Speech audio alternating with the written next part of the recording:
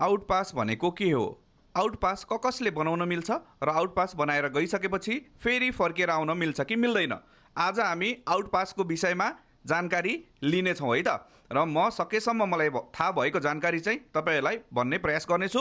यो भिडियो धेरैभन्दा धेरै सेयर गरिदिनु होला ताकि जति पनि युएई दुबईमा बसेका मान्छेहरू हुनुहुन्छ, आउटपास बनाएर घर जाने सोच बनाइराख्नु भएको छ, ओभरस्टे फाइनमा बसिराख्नु भएको छ, उहाँहरूलाई जानकारी पुगोस् र धेरैलाई चाहिँ इन्फर्मेसन सेयर गर्न सकौँ है त। अब सुरु गरौँ। आउटपास भनेको के हो? आउटपास भनेको तपाईँले चाहिँ आफू ओभरस्टे फाइनमा भएको बेलामा म कन्ट्री छोडेर जान्छु भनेर बनाउने एउटा कानुनी पेपर रहेको छ है त। अब आउटपास कसले बनाउन मिल्छ? आउटपास बनाउनको लागि तपाईँ ओभरस्टे फाइनमा भएको हुनुपर्छ है। तपाईँको इम्प्लोइमेन्ट भिजा होस्, भिजिट भिजा है, तपाईँ investor visa, partner visa, family visa, golden visa, कुनै पनि भिजामा यदि तपाईँ ओभरस्टे हुनुहुन्छ भने मात्रै आउटपास बनाउन मिल्छ। तपाईँको भिजा भ्यालिड हुँदाहुँदै, भिजा अवधि रहँदै तपाईँले आउटपास बनाउन मिल्दैन। मलाई धेरै क्वेसन आउँछ कि दाइ मेरो भिजा छ, कम्पनीमा काम गाह्रो पर्यो, सप्लाई कम्पनीमा परेँ, अप्ठ्यारो पर्यो, म आउटपास बनाएर जान्छु। हो, यस्तो अवस्थामा तपाईँको भिजा भ्यालिड हुँदाहुँदै तपाईँले आउटपास बनाएर जान मिल्दैन। यो कुरा क्लियर रहनु होला है त। तपाईँको भिजा छ, तपाईँले आउटपास बनाउन मिल्दैन। भिजा सक्यो, ओभरस्टे भयो, आउटपास बनाउन मिल्छ है त। कुनै पनि भिजामा ओभरस्टे भएपछि मात्रै, इमिग्रेसन ओभरस्टे जब तपाईँको फाइन आउन थाल्छ तब मात्रै आउटपास बनाउनलाई मिल्छ।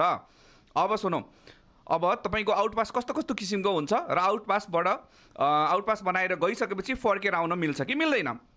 एउटा कुरा सुन्नुहोस्, तपाईँले आउटपास बनाएर गइसकेपछि फर्केर आउन सक्ने चान्स भनेको तपाईँले फाइन तिर्दा मात्रै हो। तपाईँको फाइन आएको छ, ओभरस्टे फाइन आयो र तपाईँले आउटपास बनाएर जानुभयो, फाइन तिरेर भने तपाईँ फर्केर आउन सक्नुहुन्छ। तर एब्सकन्डिङ भएको चाहिँ हुनु हुँदैन है त। एब्सकन्डिङ छैन र फाइन तिरेर गयो भने फर्केर आउन मिल्छ। भिजिटको एब्सकन्डिङ होस्, क्यान्सलेसन पछिको एब्सकन्डिङ होस्, कुनै पनि एब्सकन्डिङ नभएको बेलामा है, एब्सकन्डिङ छैन अथवा एब्सकन्डिङ हटाएर फाइन तिरेर घर जानुभयो भने फर्केर आउन पाउनुहुन्छ।